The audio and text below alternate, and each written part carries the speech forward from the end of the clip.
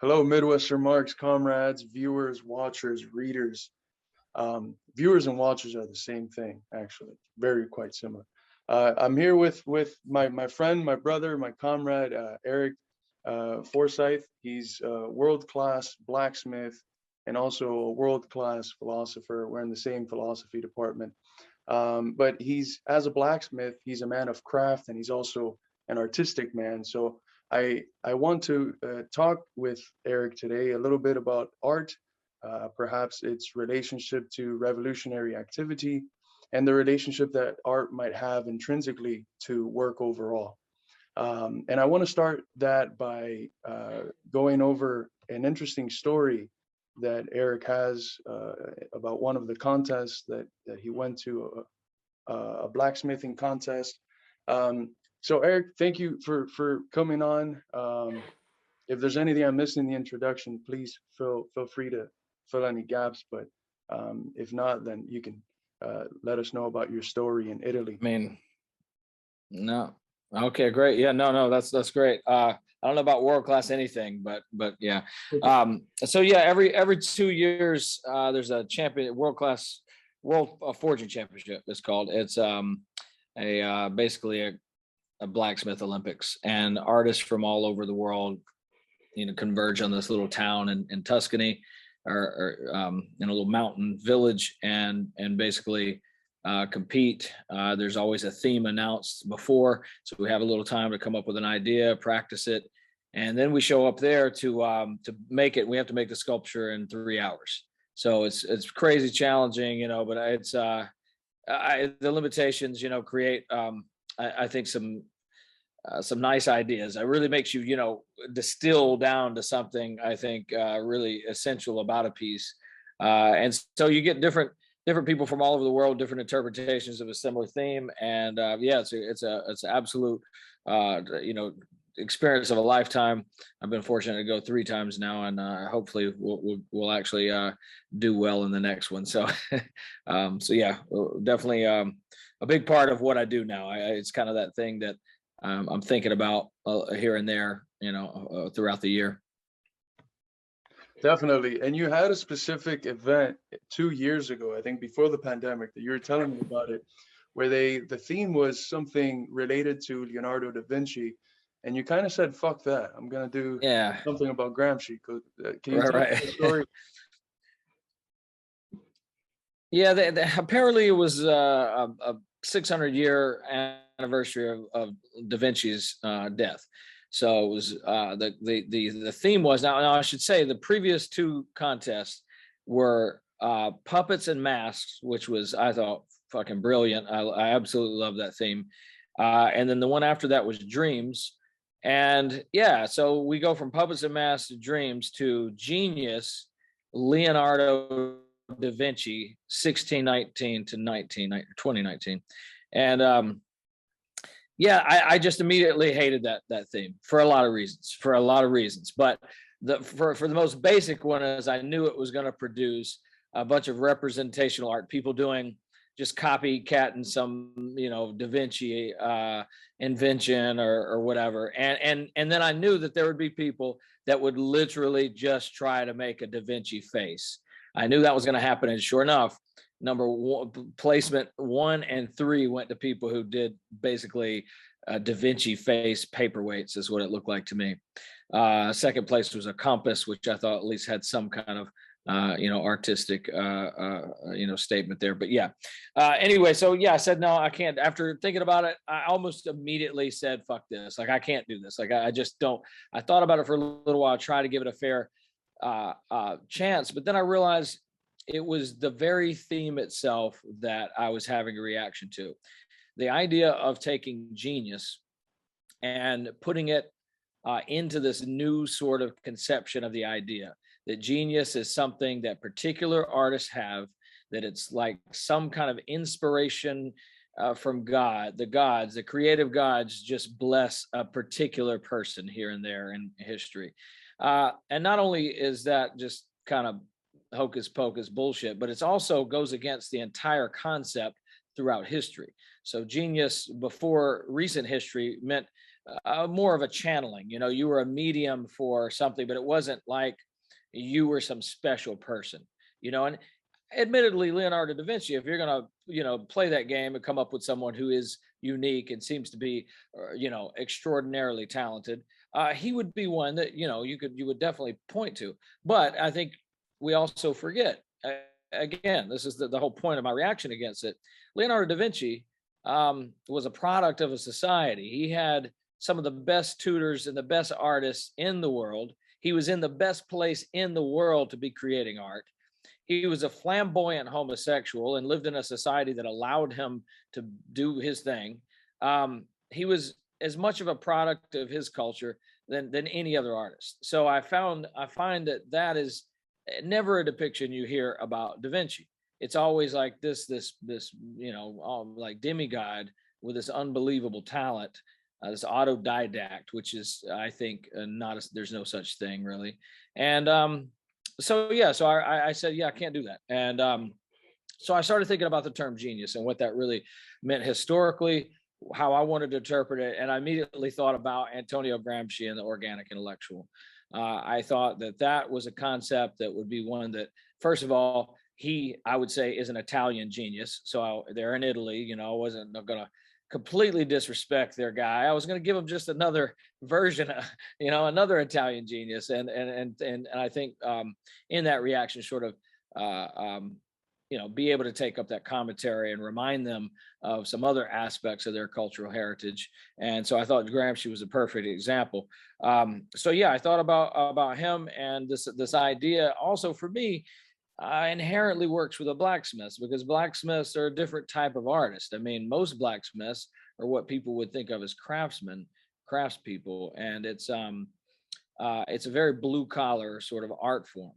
And it's something that I feel like if anyone, you know, if that idea of Gramsci's would appeal to any, you know, artist, it would be the blacksmith artist. But yeah, so anyway, I'll stop for a second, take a sip, and let you, you know, if you have any thoughts. Well, I think that a part of the story that I don't think I've ever asked was, did you get in trouble for just saying fuck Da Vinci? I'm gonna go with Gramsci. No, I mean, I piss people off in conversations. I was in Bologna and I was doing some sketches, and someone asked me, I had a couple guys sit beside me, spoke a little English, I speak a little Italian. So had a conversation, and they were bankers, and one of them was very upset with it, you know, just like, this is crap, you know. He said it was socialist art. You know, he immediately read a hammer and a sickle when there was just a hammer. But you know, so I had that kind of reaction. And apparently Gramsci has a grandson or something who is not, you know, maybe a bit of a putz, and, you know, not a person very well liked in Italy. So a few people seem to know that. But one thing that I noticed is a lot of people don't, and they just don't know that much about him, other than they align him with you know, socialism. So other than any kind of reprimand, of course not. I just got, I knew that I would not be able to place if and you know, that's never my goal anyway. I don't go there to get a medal. I go there basically to create a piece of art that allows me to have a conversation about things like this. So I got to talk with people about the themes of the sculpture. I got to talk about, you know, what the organic intellectual and Gramsci has meant to American traditions. You know, obviously the parallels with the civil rights, and some of that commentary is leans heavily on organic intellectual, that concept. And so, yeah, I'll actually, if you want to, I'll grab the sculpture and bring it over here. I don't think there's enough light in the studio. I've got the prototype here. So yeah, I'll be right. And I'm going to grab the other two that I did this year. Yeah. I can hear you. So when you come back, just so that you marinate on these questions while you're getting the sculptures, what specifically about Gramsci's conception of the organic intellectual created a good space for you to land at after rejecting Da Vinci? And how would you juxtapose, I guess the theme was genius, so how would you juxtapose the genius of Gramsci or an organic intellectual with that of Da Vinci as someone Oh, who's influenced and funded by some of the wealthiest people in his society. So I'll have to show you the angle. There's not a lot of light in the studio at night, but you can see here, and I'll send you a photo so you can kind of check it out. But so a lot of things I came up with on the fly because of the parameters, not a lot of time. I had a much more elaborate sculpture, but there was not enough time to do it. So I ended up coming up with a simpler idea that ended up being a little more elegant. But so my thinking was this with this particular piece. You know, we know this. We know what we've already said about Da Vinci, but I thought about what it means to. A lot of people forget that a lot of what Da Vinci worked on was war machines for the elite, and so think about that for a minute. You know, Da Vinci is a guy who's making war machines for the wealthy families. I started thinking about the other ways that we use our genius. And not only as you know, people that are working in their communities doing craft and you know, what we might think of now as more manual labor, but a lot of people that use their genius for people that aren't the elite families end up behind bars. So like Gramsci. So you see here, there's his spectacles. You know, he's known for those little glasses. So I cut those into this plane, and the bars, of course, symbolize the prison that he spent most of his career in. There, most of his writing, you know, come from his prison notes. This hammer, obviously, to symbolize, you know, the working artist and the labor, but also you see how it's tied to the bars here. I thought about you know, Gramsci in his prison cell. Doing his work, but I also thought about another organic intellectual from the U.S., Martin Luther King Jr., who also, you know, wrote one of his most famous writings, the letter from the Birmingham jail, which is, I don't know if we said, that's my hometown. That's where I am right now. Sorry, I'm trying to turn off this flashlight. I don't know how. I'm even worse with technology than you, Carlos. Yeah, so we'll figure that out later. But anyway, so that was some of my thoughts with this. I also, I don't know if you could tell here, but it's coming out of a tray of coal. So I won't over explain the piece. I'll tell you some of the essential things, but it kind of hurts my soul to completely pick apart every little part and spoon feed what I was thinking here. But anyway, so this idea of how the working class person is sort of removed from the art world in so many ways. And so in much way that philosophy or academic intellectual work gives us this notion that, you know, of course, I'm just repeating Gramsci here, that that intellectual work is something that's done, you know, in the academies, and that that's something different than the work that the everyday person may do. I think our art is, you know, obviously, I think suffered a similar fate. People think that there are these crafts people, and then there are artists that, and they're completely separate. And I would suggest that that's not the case. I thought that I wasn't creative. It goes back to the genius idea of Da Vinci. You know, this idea that artists are these eccentric, special characters, that you're born an artist. You're either born an artist or you're not. You're born a philosopher or you're not. And that's absolutely just not true. I didn't get in this originally to make art. You know, I didn't know that I had it in me. Sometimes I struggle to come up with anything creative. And then sometimes I'm inspired.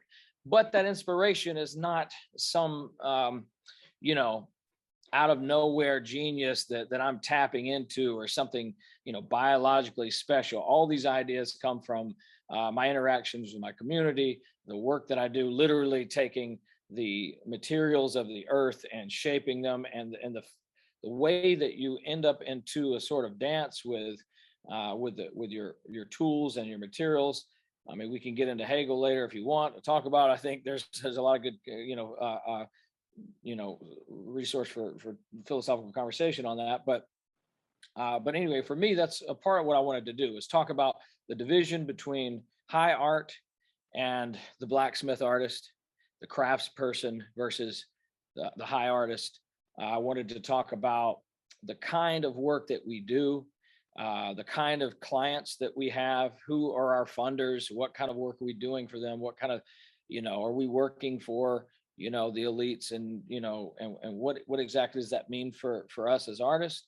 And of course, I wanted to talk about how there should be no disparity between this notion of an intellectual that we think of as obviously something for academia versus a person that might use their mind for things that we might think of as more blue collar work.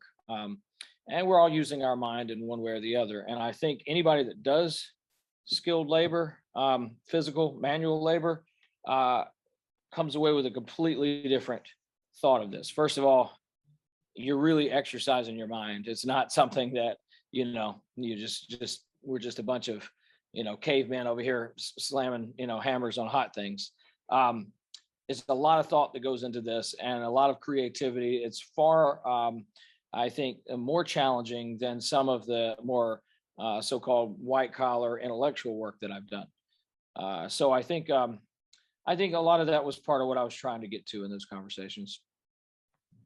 I think that's very interesting. You touched on a few points there that I think we should hammer out or clarify a bit more. One of the things that Marx is emphasizing already from a very early age in the manuscripts of 43, 44 that he's writing in Paris is that part of the effects of capitalism and of a system centered around exploitation is that labor ends up bifurcating itself. It ends up dividing itself on one end as physical activity and on the other end as mental activity. And for Marx, one of the things that makes us uniquely human is our ability to engage consciously through labor with nature. And it seems like one of the themes that you keep picking up is how there is no distinction in the work that you do between mental and physical work. They're both presently there and shaping the material around you. Do you have anything else to say in relationship to that? Well, I would just say that I think about it sometimes when I get into a workflow. This whole sort of mind-body duality seems to be completely eliminated. You hear about athletes that get into a zone and, they're not thinking, their bodies are just reacting. There becomes sort of a unity there. And oftentimes it becomes a unity with the materials themselves. Where the objects, and this is where we could definitely go a little Hegelian here, but I think these objects that I'm working with there becomes a sort of unity with them, so that even so much so that every now and then I have an idea beforehand of how I'm going to shape something or what I'm going to do. And then the metal just starts talking to me. It starts shaping and doing things. And without thinking about it, without stopping and planning, I just go with it. And then it comes out to be something completely different, usually better than what I had intended. And I think most people that do manual labor experience to some degree a level of that. And I'm using the term manual labor, because it's the common term, but of course, this is not the way I feel about it. I don't believe that there's this distinction. I think these distinctions can be more misleading than they are descriptive. So yeah, I would absolutely agree with that. I hadn't read that part of Marx, and I'll definitely try to find that later, because that sounds very interesting. But yeah, I wholeheartedly feel that it was when I started doing this kind of work that the whole world started to make a lot more sense to me. And it was because this engaged my mind in certain ways that work previously had not.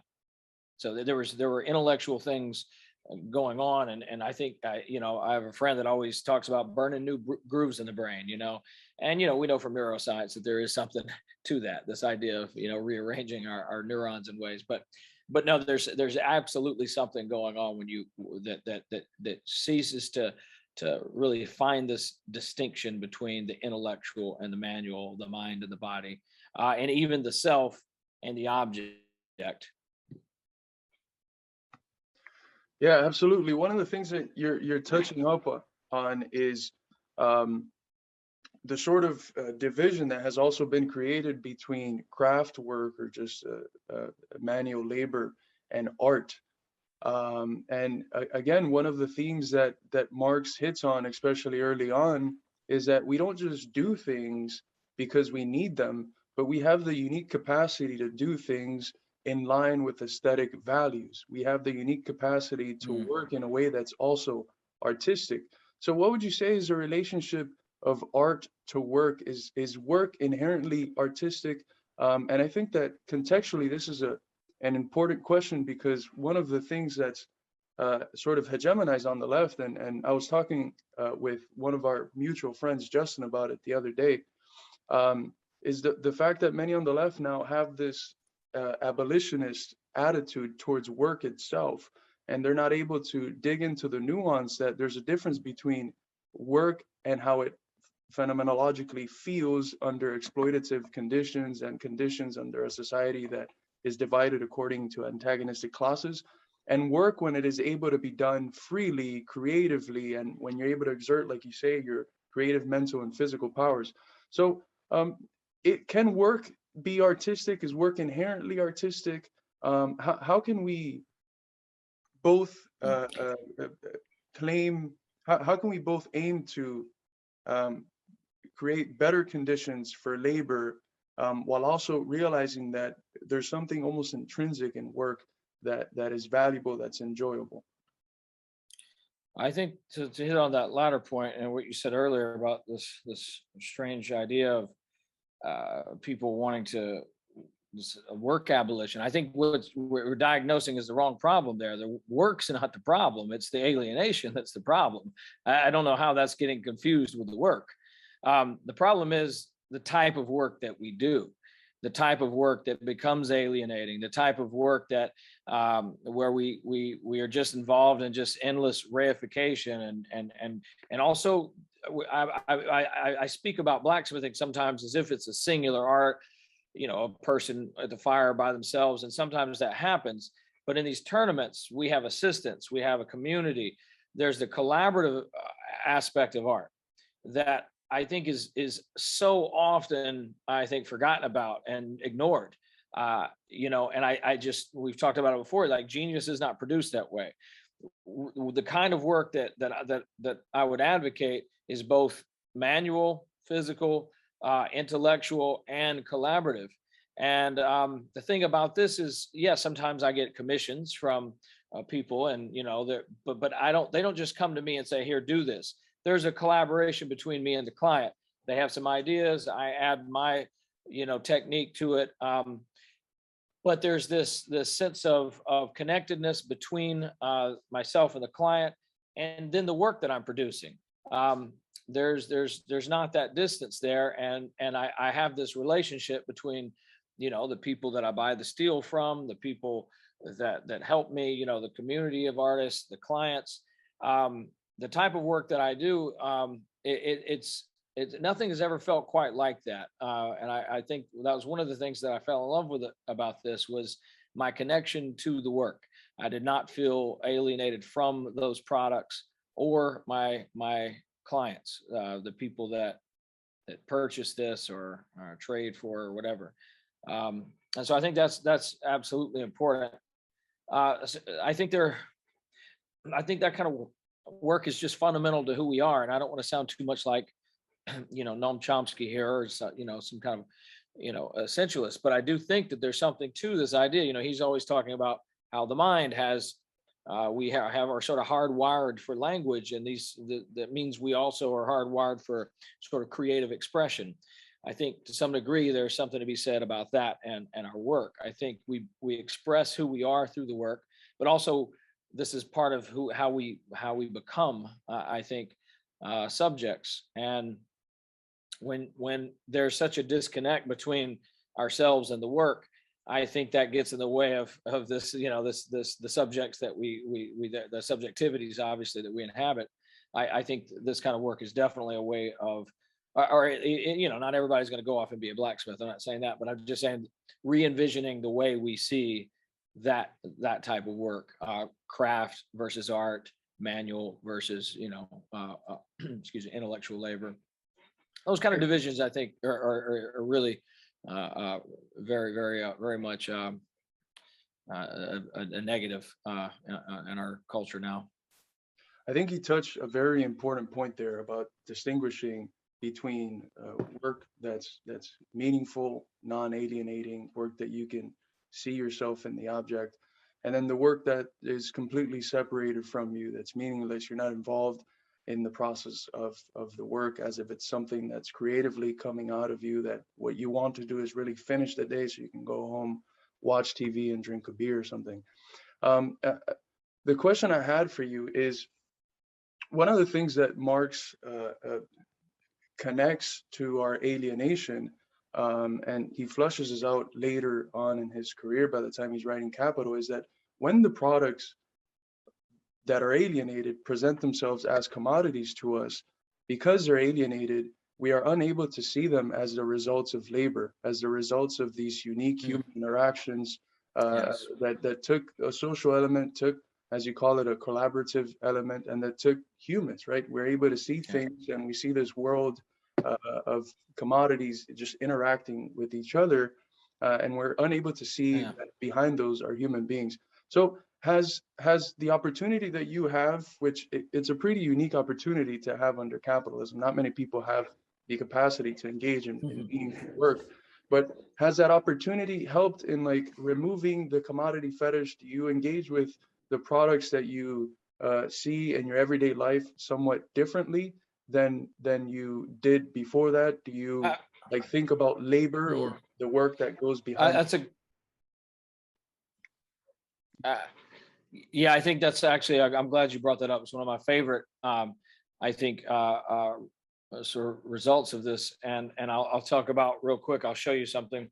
So I'm bringing an assistant over from Italy. Um, in a couple of weeks actually, and I met him there, and I chose him to be my partner to for my sculpture here on this one. And he saw my work. I just met him. We're drinking Negronis, and he asked me, he's three sheets to the wind, and he says, well, do you have a person to help you in the morning? And I said, no, I hadn't found anybody. I don't know. I didn't want to impose. He's like, what do you mean impose? Like, and he asked me, he's like, let me see some of your work. So I showed him Instagram or whatever, and he immediately stopped and just said, I'm going to do it. I like your hand. He says this in Italian, but it translates to, I like your hand. Now, what he meant by that was this. I'll show you. You can kind of see it on this, but this is the sculpture that I did. The lighting's a little bit off, but you see the texture here, right? You see, now in certain pieces, and you can't really see it very well in the lighting here, but in certain pieces, you really see this hand. Everyone's hand looks different. Everyone, from the hammer, your technique, everyone's piece will begin to have sort of a unique, this would be what Walter Benjamin would call the aura. You actually see the artist's impressions that on the original. So anyway, I say that to say this.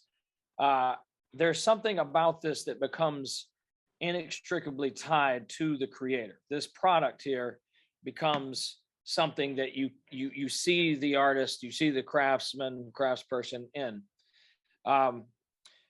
So there's that aspect to this that I find important. But I noticed something that you asked about.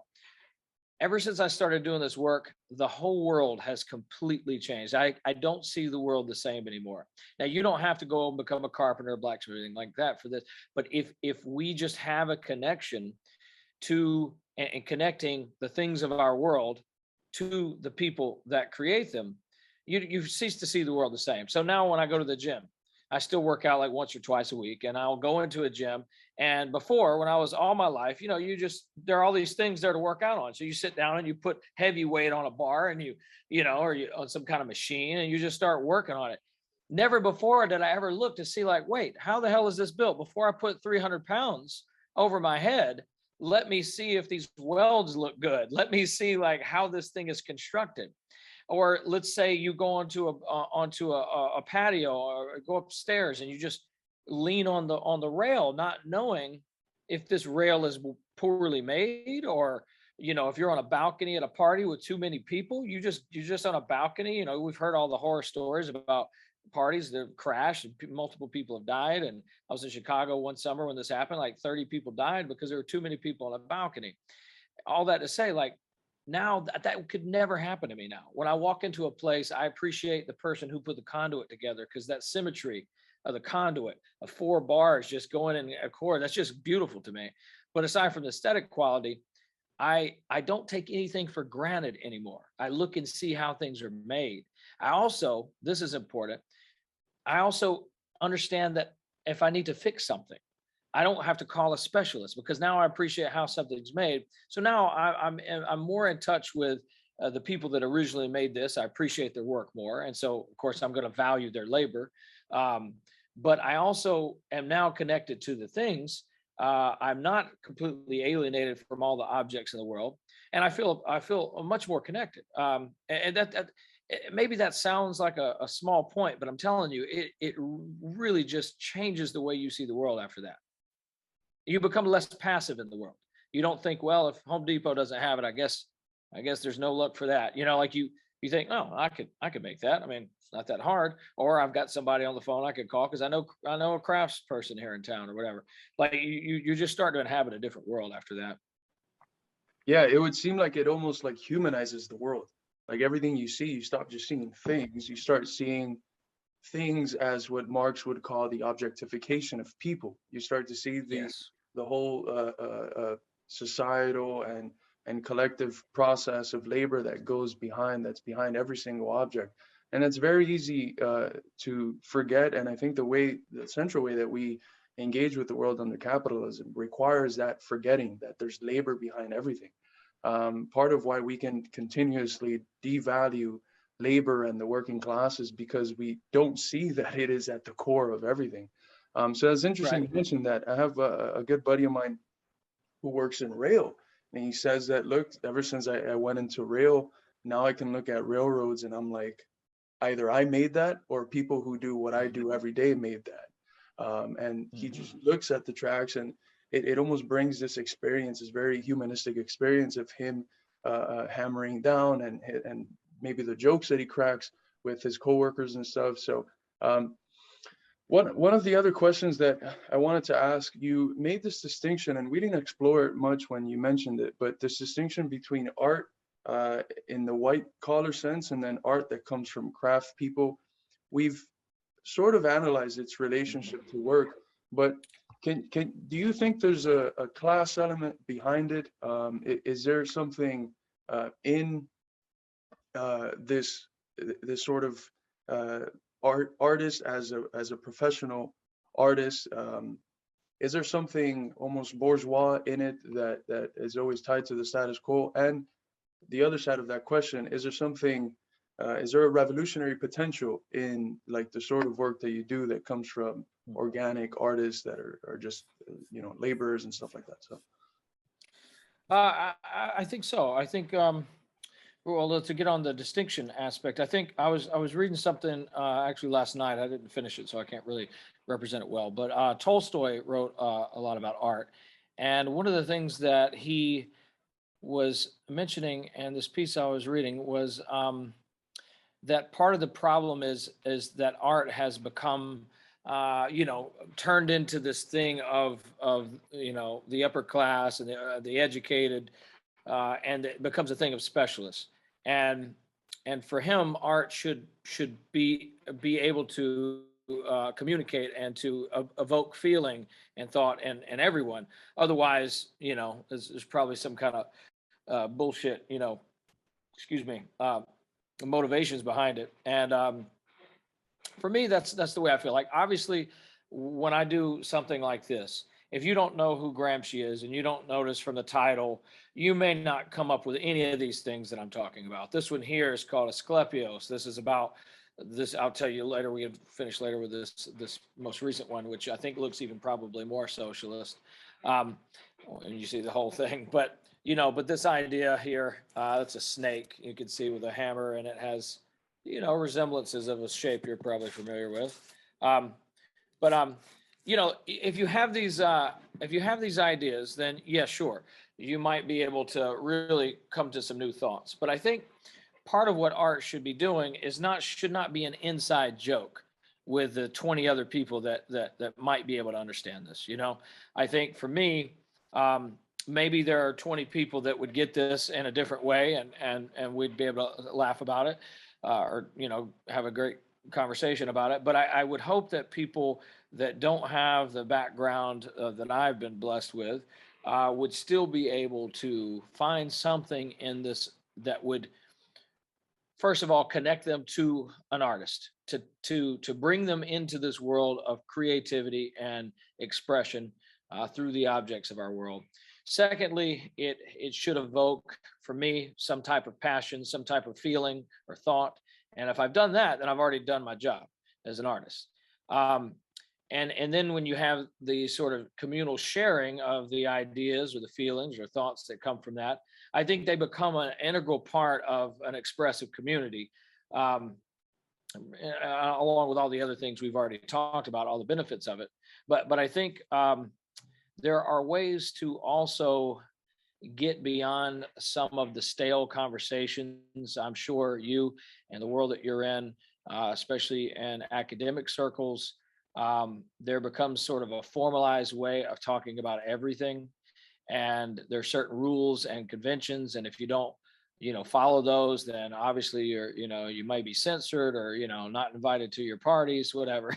But I think through art, we can find ways to express and feel the ability to navigate some of our thoughts and conversations and in different forms that I think allow, and because they're so multivalent, because of the different interpretations, I think there's something very powerful about having a sculpture where there are 5 people in a room and 5 people with different thoughts about it that now have to contend with it, engage with each other. That kind of aspect of this, I think, is far more important than whether thought of as the one of the elite artists in the area, or if I'm winning awards at shows or acknowledged by certain academic circles. That I think is, when you're in that world, I think you've just gone to a different place. That's not really what I'm interested in. I don't think there's much value in that. But anyway, I think yes. So I think to some degree there are aspects to this that, I don't want to be too big with it and say it's critical to any type of revolutionary movement. But I think the images, the forms, the not only just the thoughts, but these images stay with us, and they become emblematic of people and times and struggles and dynamics that I think are critical to any social movement. And you could just pick any. Socialism is a great example. So this got a kind of a rich history of art attached to it as well. So I think. I think it is very important to that. I don't know. What do you think? Well, I'm wondering, you as an artist, I don't have an artistic bone in my body. I think you're frozen. Am I back now? Or am I frozen? You're good. I see you there, now. Carlos. Yeah. Do you hear me?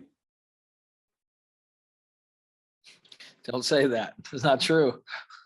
What was that? I heard you for a second. Oh, do you hear me now again? You said you didn't have an artistic bone in your body. That's all that came through. I think it was the negative point that came through. But would you say then that there's a difference in the duty of the revolutionary artist versus the regular artist? Would you even draw such a dichotomy as revolutionary artists versus non-revolutionary artists, or is all art in some way or form revolutionary? Like one of Engels's favorite writers was Balzac, and he had nothing at all revolutionary about him. Is it a different duty that the revolutionary artist has? I'm not sure if I would want to make general statements about that. I think obviously we get our inspiration from a multitude of places, and I don't think that art is any different there, of course. I think because art just inherently has an ability to demand explanation. You look at an art and a piece of art, and it evokes you to tarry with it. What does this mean? What is it evoking in me? And I think that is powerful, right? That you can, because it's called art. All right, let's just assume that, we'll go with the convention here. Once something is called art, we then are asked to interpret it. So, there are certain things that I think, one of the things that Nietzsche's biggest critiques of religion is reading the Bible. It teaches us to read very poorly. You're taught to read in really horrible ways. I would say, I spent all week trying to get people to understand Foucault because the textbook was completely wrong about interpretation, I think, of Foucault. But the reason is because ideas like power, ideas like oppression, we think we know what those words mean. So we don't really tarry with them. We don't really expand upon them. We think, well, this is ready-made. We can interpret this. We don't really need to go any further here. I think philosophy, obviously people like Foucault would force one to re-examine their definitions. I think good art forces one to contend with interpretation, if that sort of inspiration, I'm sure I've interpreted pieces of art completely different than, say, the artists themselves, and it's inspired me in ways that that were life-changing for me. So I think that aspect of it is important. Now, as far as the artist, though, I mean, for me, I'm a little more didactic for most people's taste, but that's what I see my role as. I see my role as being able to create something that might evoke a little bit of maybe might evoke some contention sometimes. And I'm not doing that just to arouse that. That's not what I'm trying to do. But I'm trying to provoke thought, and then yes, I want to talk about it, because I feel like it's at least what I can offer is a little bit of conversation about some of these themes that I would never be able to do. I think in other ways. I think the artist has a privileged position there, and so. Not that I think that's necessarily fair, but in that role, I'll at least try to do my best to create ways in which I might be able to alter the conversation, or at least expand it in certain ways. But that only is because I do the work. I think so. The art is important for that. Yeah. I have another question, because I know you hold an anti-essentialist framework, as I do. And are quite dialectical minded. How can we hold an anti-essentialist framework, an anti-metaphysical framework of thought, and also acknowledge that somehow, man, Beethoven is extremely popular in China? Somehow works of art that have no relationship to one culture or to the specific epoch of that culture are just embraced aesthetically to their maximum potential. Is there something in art that taps into a certain universal? This is a question for the listeners that we also addressed in the last podcast we did on art with Dr. Riggins, and we were focusing on the angle from Christopher Caldwell, British CP communist militant. But I'm wondering, as an artist, do you think there's a universal aspect in the work of art?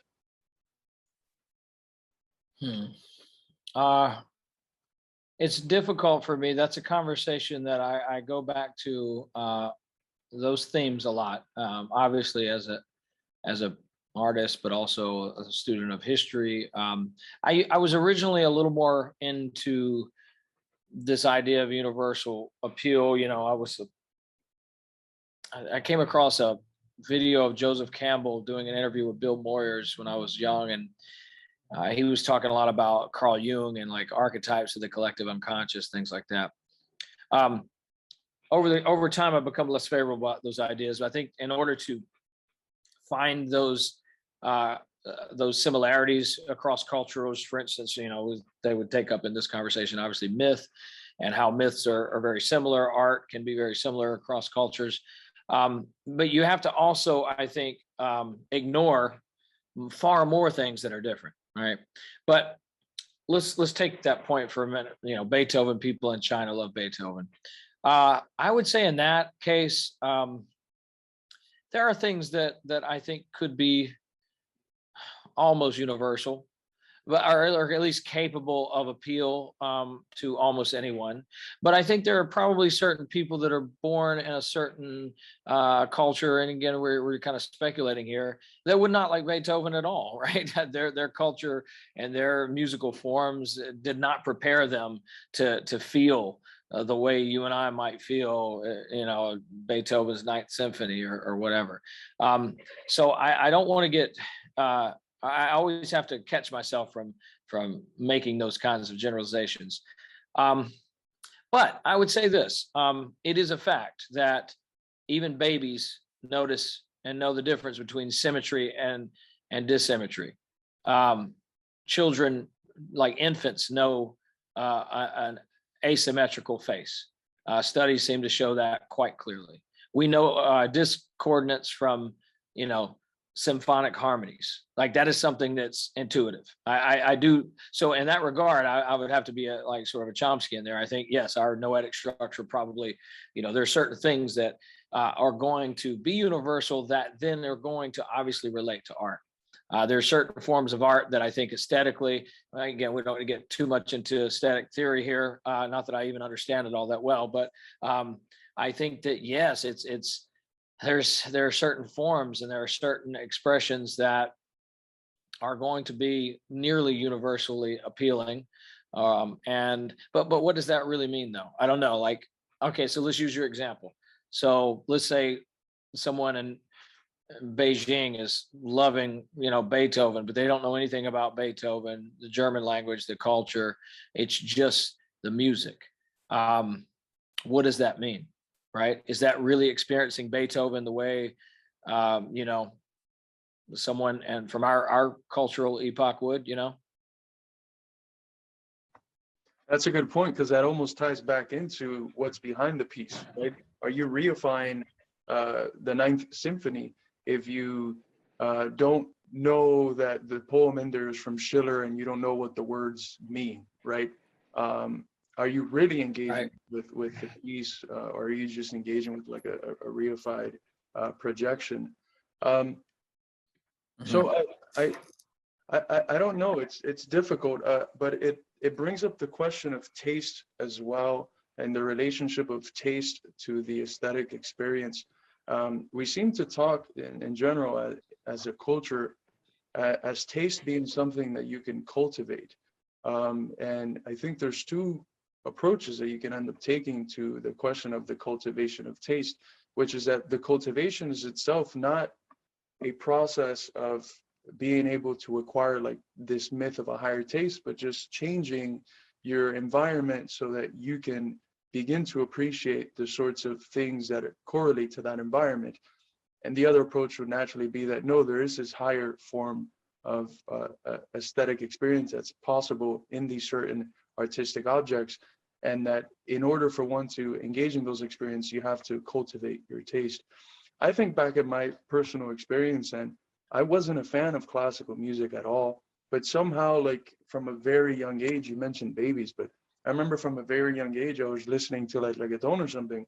But if I heard like classical music, somehow I was able to understand like there's something objectively more valuable to this, right? I can tell that a whole lot more labor and experience and a whole lot more genius is behind it. Although I wasn't able to aesthetically really appreciate it, that was something that I had to develop, right? My aesthetic taste was something that I had to develop. So does that play a factor, the role of taste and development? And how would you read the role of taste? Well, I think absolutely. Like, I'm not going to pretend for a second. I don't think that taste is that we can sort of make valuative statements. To what degree, that's up for debate. But that's part of why you work hard to be a better artist. They're dilettantes that come through, and you see them in art circles, and they They pretty much just get high and hang out and occasionally throw some stuff on a canvas and, pretend that that's the same as someone who really works hard to fine tune their craft, And I think that kind of probably flows from this, sort of bullshitty notion of like divine inspiration and all that. No, I think to be a good artist, to be a good writer, to be a good musician, sure, there's going to be levels of talent there, but practicing the craft does two things. It of course makes you better at what you're doing and allows you the ability to express yourself or whatever even more, but also it makes your taste better. I listened, to a lot of good music growing up. I listened to a lot of really shitty music too. And now I listen to it and I think, oh wow, that was a phase of mine, but man, that stuff was really bad. But even today, like I know that I like really bad things. I ate, so I was in some client's house measuring up a handrail and I had a bowl of Halloween candy there and I couldn't resist but jumping in for a couple of Tootsie Rolls. And then I was halfway down the street and I felt like shit. My stomach was all upset. I was like, why did I eat those jumbo Tootsie Rolls? That stuff is garbage. It's like, it's bad. It's not good. But, I loved it for a few minutes.